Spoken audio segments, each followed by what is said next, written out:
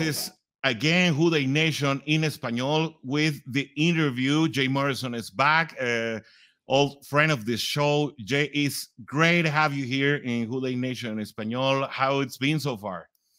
It's been good. I know most of the Bengal fans wish that my off season had been a couple weeks shorter and the Bengals would have gone back to the Super Bowl. But yeah, it took some time to get away from football for a little bit, and relax, and now we're right back in the grind, getting ready for the combine and free agency and the draft. It's the NFL calendar never stops churning. And that's something they do very well because we're Yeah. always on the move. Yes, I mean, then you got the schedule release, and then it goes into OTAs. You get that only true break is about mid-June to the end of July. We have about 5-6 weeks off before the start of training camp, and then training camp hits in late July, and it is off to the races again.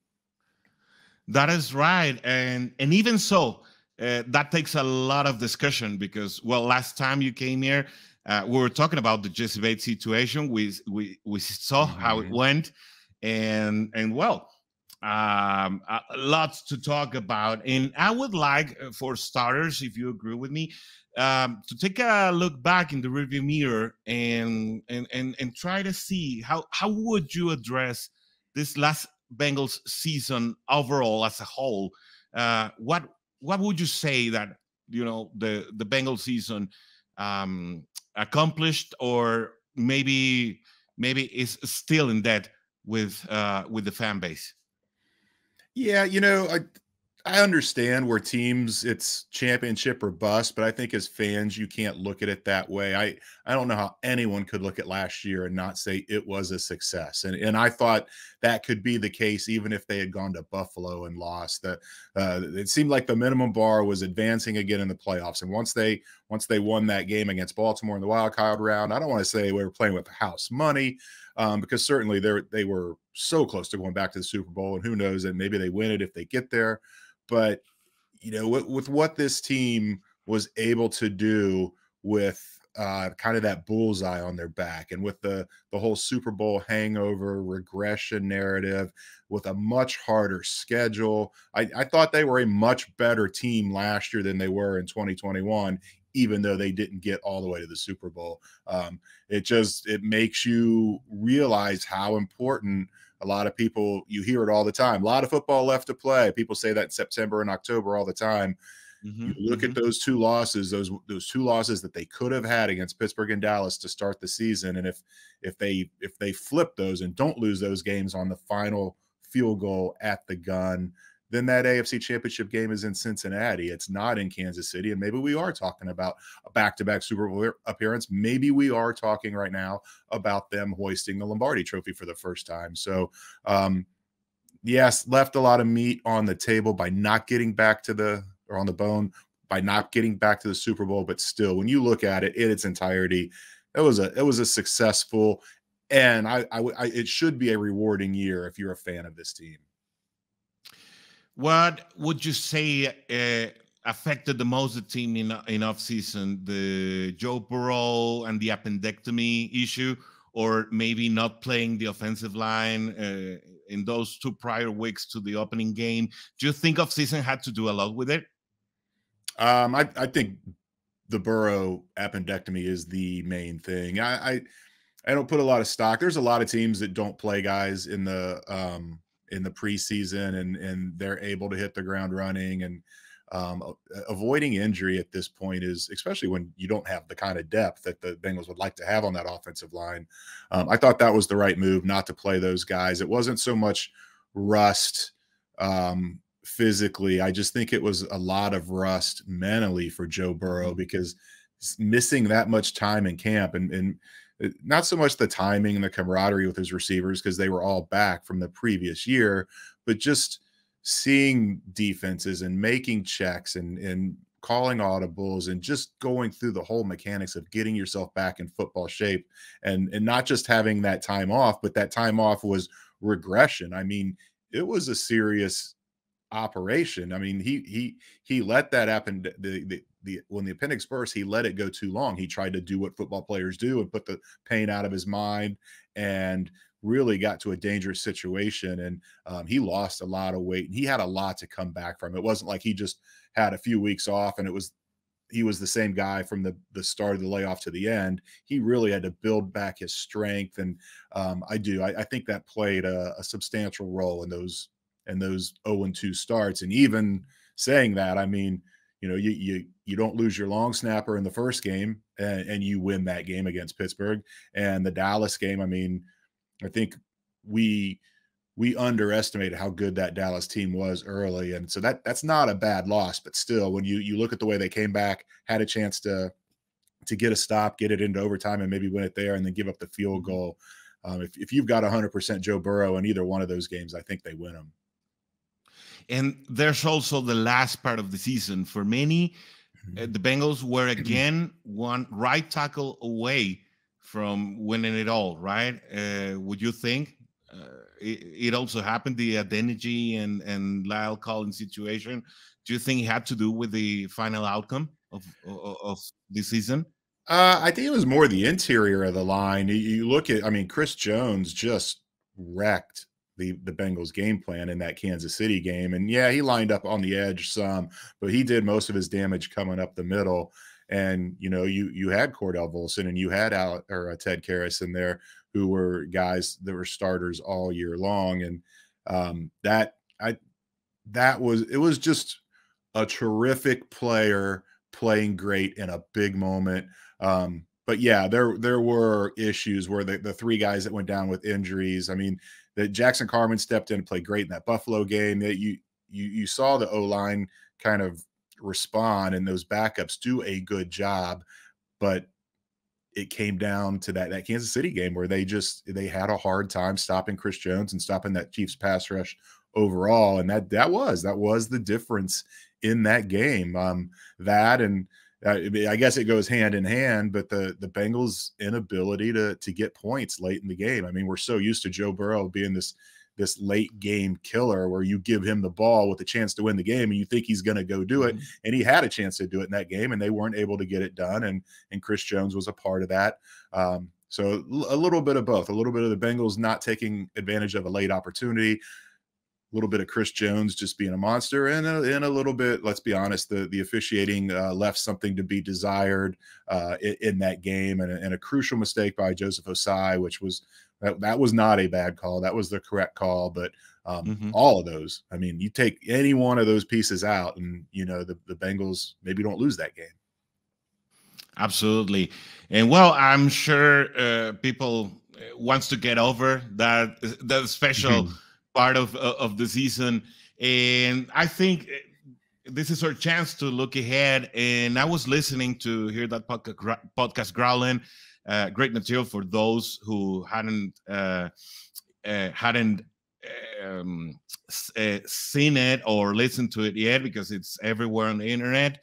You guys should go check it out. And you were developing with Paul Dehner Jr. a very interesting theory in which Mike McGlinchey might come into the Cincinnati Bengals with a good contract that would mean that Lyle Collins could be out. And then the most interesting part is bringing a wide receiver in round number 1 of the draft. So do you think that's the best they can do, Jay? What do you think are the best movements for this offseason within the organization of the Cincinnati Bengals? Yeah, you know, Paul and I kind of took a different approach on those. Paul was the one that had them cutting Collins and spending big on Mike McGlinchey in free agency and saying, just forget about it, that you guys can't draft offensive linemen very well. Quit trying, go get a proven one, fix this issue, and settle everything else. I don't know. Lyle Collins did not play the way they had anticipated or had hoped. But he wasn't awful, and he is a veteran in this league, and those guys are hard to find. it's not like there's a ton of great offensive linemen out there that are just, you can go get them whenever you want. And parting ways with a guy that you already have in the building, I don't know that that's the way they'll go. They could, because you're talking about a guy that tore his ACL on Christmas Eve. So the odds of him being ready for the start of the season are probably not great anyhow. I went the other way. I had him just cutting Joe Mixon and spending elsewhere in free agency to bolster some other positions, a pass rush up the middle, a Chris Jones light type of player, if you will, a quality guy they could put next to BJ Hill and kind of push the pocket from the inside. But Paul's approach intrigued me, because we think about this contract coming for Joe Burrow, and it's like, okay, the days of them spending big in free agency are over, but that's not necessarily the case, because even if they pay Joe Burrow this offseason, his salary is only going to go up $3.5 million this year, and then maybe another $3 the following year, and then it's that third year when the big money hits and you really have to make some hard decisions. I really was intrigued by Paul's pick, the Jackson Smith and Jigba. Played right up the road here at Ohio State. Terrific player. You put him on the field with Jamar Chase and T. Higgins and Tyler Boyd and whoever they get at tight end, and it's like, and do what he did and get a quality tackle to go. It's like that offense has #1 offense in the league written all over it. But I don't know. I don't know if that's the direction they will go. We just did an exercise, a beat writer mock draft, where all the writers that cover the teams in the league, we did a mock draft, and we made the selections for the teams we cover. Jackson Smith and Jigba was long gone by the time I went on the clock at 28. So was Mike Mayer, the tight end from Notre Dame, who a lot of people think is a target of the Bengals, which I agree with if he's there, but he was gone. I went with a cornerback. I see them needing to add depth in the secondary. As it stands right now, the only starter not back from the offense is Hayden Hurst, and maybe they sign him. Maybe they re-sign him. I just think the bigger focus is on the defensive side of the ball. But man, that would be fun if it is Jackson Smith and Jigba who they get in that first round, because he is, for the people listening to this that haven't seen him play, go on YouTube and look at the Rose Bowl game against Utah, what he did in that game, really any of his career highlights. He makes some fantastic catches. He's a guy that can play inside in the slot and be a replacement for Tyler Boyd when he moves on, or if Jamar Chase or T. Higgins have to miss a game due to injury or whatever, he can play outside as well. He is a dynamic receiver that they can use all over the place, like what they like to do with Jamar Chase. Put him all over the place and let the defense, #1, figure out where he is, and then figure out how to cover him. So it was. I hate to say it, but I liked Paul's approach better than mine on that mock reconstruction of the roster. I just don't know that they're going to do it. I don't know that they're going to spend a ton of money on an offensive lineman, but maybe they will. But on the other side, it makes a lot of sense to think about a cornerback, as you said, in any part, on any level of this NFL draft, with the situation with Cheeto, in which you don't have a timetable of when he's going to be back. And I don't think Eli Apple is being brought back for many different reasons. Once you have the guy you expected in Cam Taylor-Britt to be, it makes a lot of sense to do some shifting in which you can secure or lock the future part of this roster in that area, right? Yeah, absolutely. And we've seen them do this in the past. In the last decade, they took first corners in the first round in 2012, 2014, and 2016, and none of those guys started as rookies. Now, maybe William Jackson would have it had he not got hurt in training camp, but it shows what the approach they take, where they value depth in the secondary, because you need it. And it's not just in case of injury, but you play a team that's got 4 wideouts out there. You need that 4th wide receiver or that 4th cornerback out there. And you mentioned the Cheeto thing. His ACL injury was on Halloween, so it was 7-8 weeks earlier than La'el Collins. But you're right. Everybody heals at a different pace. Even if he's ready for the opener, which there is a good chance he could be, it's still the final year of his contract. So you don't know that you're going to have Cheeto in 2024. If you go out and get a good cornerback in the first round who can start for you this year if somebody gets hurt, or in 2024, 25, 26 after you move on from some guys. I think that's the smarter way to go. And I think the tricky question is, okay, now we have explored what we think that the Bengals might do and what are their better possibilities from our point of view. But these Bengals, as you said, and everybody knows, they don't always work the way that the fans or the analysts think they should or would. Yeah. So, and I would like to explore before our time runs up is what would you think that the Bengals would do on this standing point right now? What approach do you think this office, which is very different than the office we know from maybe 4 years ago, might do to address these issues that they have in, I think, 3 key positions, which are running back, tight end, and offensive tackle, as well as the cornerback would be a 4th. Yeah, I think tight end. Players say it sometimes. It's not always sincere. I believe it with Hayden Hurst. He was truly happy here. He would love to be back here. The Bengals would love to bring him back. I don't think they're going to be that far apart on money. I think there's a good chance he comes back. And then Mitch Wilcox, who was the number 2 after Drew Sample went down, he's a free agent, but he's an exclusive rights free agent. So the Bengals can bring him back pretty easily. Whereas, they make him an offer sheet. If somebody else elects to pay higher than that, then they get draft picks and they get compensation. So I expect to see Mitch Wilcox back as well. So you look at it right now and you say, oh my God, no tight ends are under contract. I think that'll be fine. Running back, I think they're going to move on from Joe Mixon. They structured the contract this way so they could get out of it after 2 years with minimal damage. His production it wasn't what it needed to be last year. They love everything about him, his energy and how he gets the team pumped up when he's doing well, but he didn't do a lot last year, and his backup did. But his backup, by the way, Samaje Perine, also a free agent. But I think they can bring him back on a reasonable deal.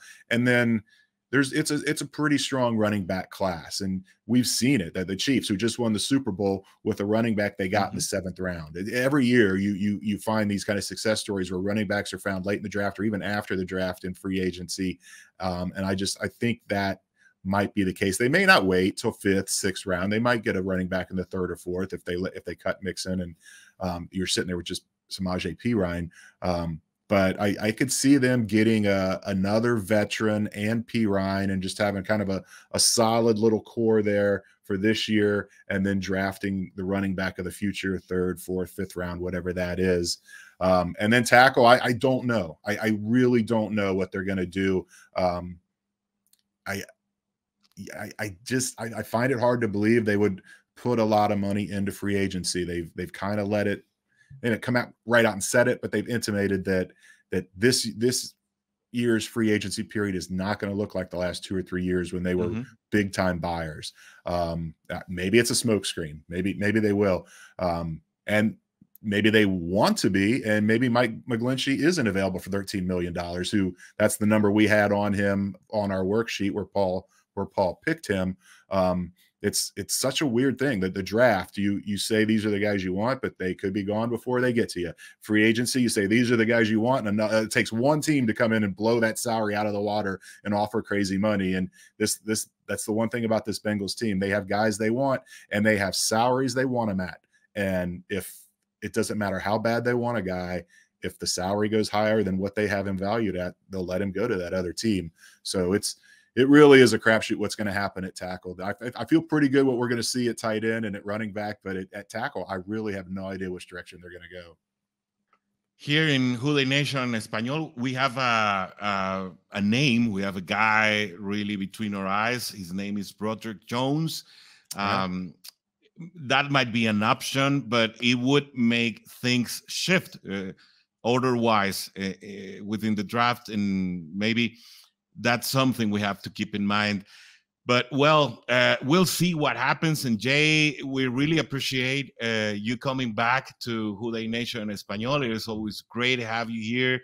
I don't know if there's anything else that you would like to say to the audience. Well, to Broderick, on the mock draft thing that I took part in yesterday, yep. I thought for a second he was available. I scanned all the picks already. I didn't see his name. I was ready to pull the trigger on him, and I went one time over the list, and he was like 14. He went. So, wow. There were a number of tackles that I would have taken if had they been available at 28. They were all gone. I agree with you. If Broderick Jones is available, he should be the pick. But it's like I said, those guys aren't growing on trees. The good ones go early for a reason, and that's one of the downside of having the success the Bengals have had is they're picking way back in the back of that first round. Well, meanwhile, it develops. We'll be in touch, of course, with all the contents here at WHODEY Nation Español. Of course, please pay a visit to hear that podcast growling and all of their presentations. You can find them on Spotify or Stitcher or whatever you get your podcast. And also you can find them on YouTube, Paul Dehner Jr. and Jay Morrison from The Athletic. Always free and available to give you the best content from the inside about the Cincinnati Bengals. Jay, we really appreciate your time. Thank you again for being on the show. See you next time. Yeah, my pleasure. Thanks for having me on.